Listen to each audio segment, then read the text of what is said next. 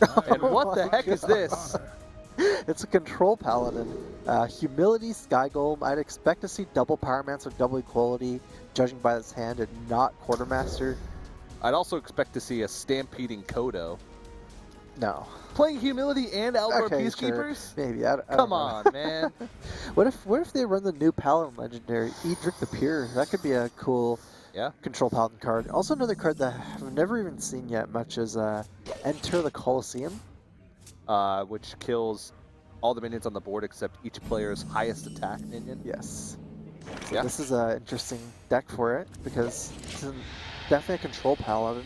Classically, Control Paladin has been pretty good against Handlock because they run a lot of things that deal with big threats. Outdoor Peacekeeper, Humility, Equalities, Big you can Game fit in Hunter, Big Game Hunter, Owl. Silences. This lineup seems like it might be specifically crafted to go up against Handlock.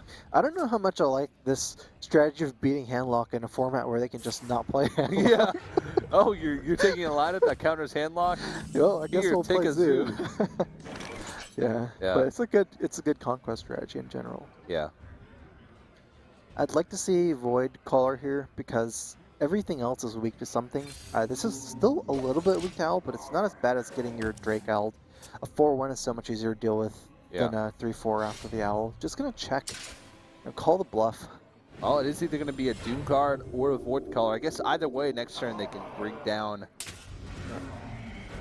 an Outdoor Peacekeeper to deal with it. They also have Big Game Hunter from Mal'Ganis or Owl. There's so many options for Purdue here, so many reactive cards. Yeah, Purdue actually chooses not to attack with, I think, with the, yeah, they didn't attack last turn with Well, if it's a Control Paladin, they don't need that's to going to be attack. a really They're just going to grindy wait. game. Yeah, they're just going to wait. They don't want to deal with extra threats. They have a lot of removal for the non-Molten Giants. And then at the end of the game, when they draw a lot of cards, at that point they feel like maybe they can just have equality to deal with the Moltens. But right now there's no equality in hand, so there is Pyromancer.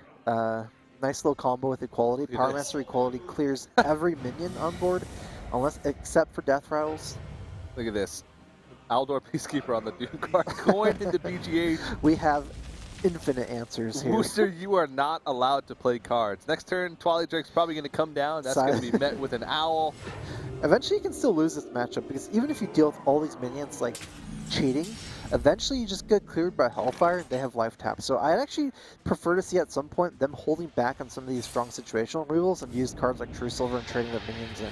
Because if you just blow all your your cool situational removal, you can actually lose this matchup based on card advantage due to life tap. So yeah, Control Paladin sometimes runs 2 copies of Lay on Hands, so that could be a way for Purdue to make up that card advantage. Also, Wild Pyromancer in combination with Acolyte of Pain is also a really strong combination with cheap spells like Humility. even Consecrate is good. Even Consecrate. Yeah. Wooster is probably thinking, what's going on here? Not the standard Paladin. Definitely not cards you normally see a lot. Acolyte of Pain, especially. Probably talking amongst themselves to try to figure out what's going on.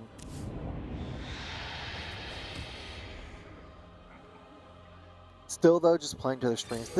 This is a control versus control game. It comes down to value more than anything. We haven't seen a lot of these matchups. Most of the time, we're talking about tempo as the most important resource. Here, this is finally a game where it comes down to value as the most important resource. So it is important for all these cards to get the maximum value. So they are both playing. They are both playing correctly as far as getting the most value of all the cards. All the Owls have gotten good things. Big Game Hunters gotten good stuff. So. I would like to see Purdue utilize their hero powers a little bit more. Yeah, it's one of the ways that Paladin can get infinite value. Yeah, I feel like the hero power is one of the strongest tools against Handlock in general. Yeah. More so when you have cards like Quartermaster, but I feel like it's one of the ways that you can get back in. There's the Kodo! I knew it was in there. Yeah, he got me. Yeah, double Lay on Hands.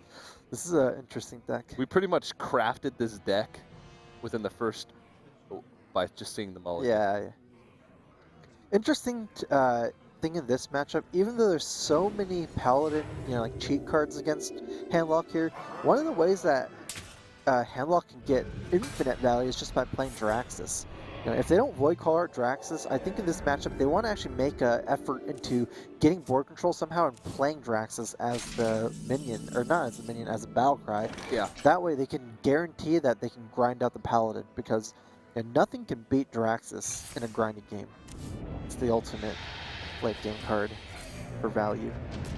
Dr. Boom, the ultimate counter against the Stampeding Kodo Aldor Peacekeeper combination. Is it the counter? Yeah, yeah, it is. You didn't know? No. Okay. Can't you just Elder Peacekeeper? Oh, because there's so many boom There's so many bots? boom bots. Okay. You can just get Elder it and not Kodo it, though. But that doesn't feel nearly as nice. Yeah.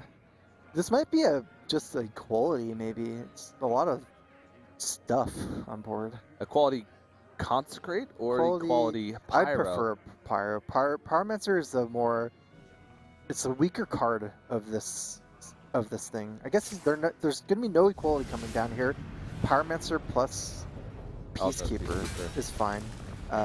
Purdue has a lot of healing. Snake Eyes. Purdue has a second land hands and a anti-kill bot, so definitely feel like they can just take the boom bot damage. Yeah, but Wooster has no short of threats here. This saving the equality is going to help Purdue a lot in the long run, because equality is the most important card to have going into the later turns against Handlock. Once they get low enough where they can threaten double Molten Giants, it's hard at that point to still have enough big game hunters and Peacekeepers. At that point, you can lose on tempo if they just run you over with enough Molten Giants. So having an emergency equality is key. Yeah, we'll see if Wooster knows how to play against this type of control Paladin. It's not something you see very often, especially not on the ladder. Yeah. Because it does get eaten up by aggro, potentially. We were talking about this being a value matchup, so something that you might want to do for value is to stagger your Moltens. Yeah. Not playing both of them at the same time, because you have to respect the equality. And it seems like it's something that Wooster is probably going to do, judging by how they ordered this turn. Did they forget to attack with the Dr. Boom? No, they killed the 1/1 with it. So not quite. I like Wooster's decision not to silence their own Dr. Boom, because at this point they're still forcing an equality here. So they might as well, because they could have silenced the Dr. Boom back to 7 attack. Yeah. But the damage is not exactly relevant. They're still going for a value game correctly. Yeah. This is a really tough card to deal with. The Piloted Sky Golem. It's one of the hardest cards to deal with.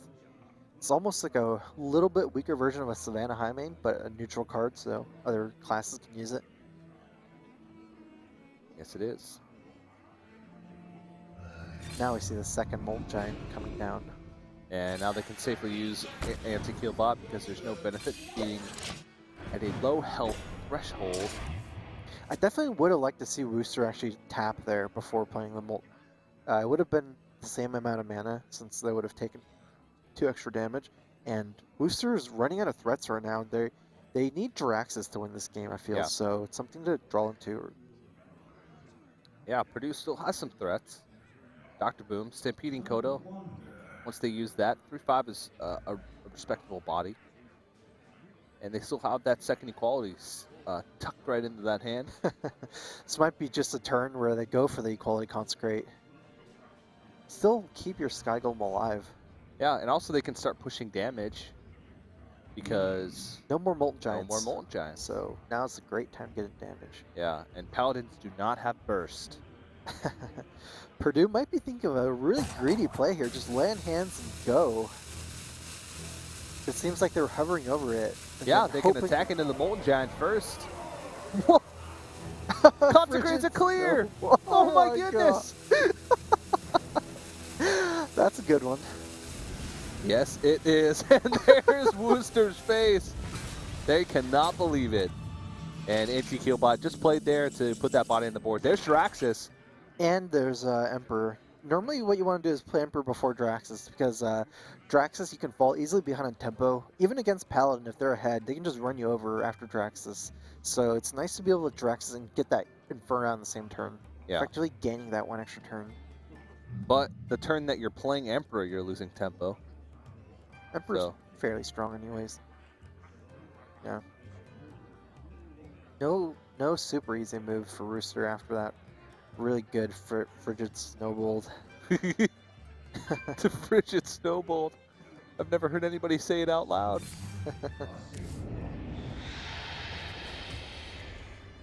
It's going to be a hard game for Wooster to win because Purdue still has that second equality, and they still have one more Powermancer in their deck and probably one more Consecrate as well, so there's still more board clear. Yep. This But Paladin, Dr. Boom is, if they play Dr. Boom, it's too risky to play Jiraxis. yeah, it's too Because much then you're damage. staring at lethal damage on board. You can't really leave Emperor Thor's hand out, but you know, if I were Purdue, I might just slam the Dr. Boom and start pressuring, start pushing damage.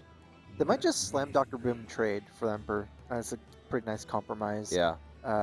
No big game hunter for Wooster yet, something that they definitely need. So without the True Silver Champion and Dr. Boom being played, that would leave 11 power on the board.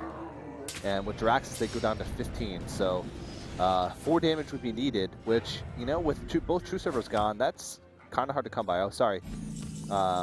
It would be a little bit more than that because there's also a Silverhand recruit. So it would be 12 damage. So they would die to Consecration with the Kobold. Yeah, it looks like Wooster might have to tap here. Just try to get that big game hunter.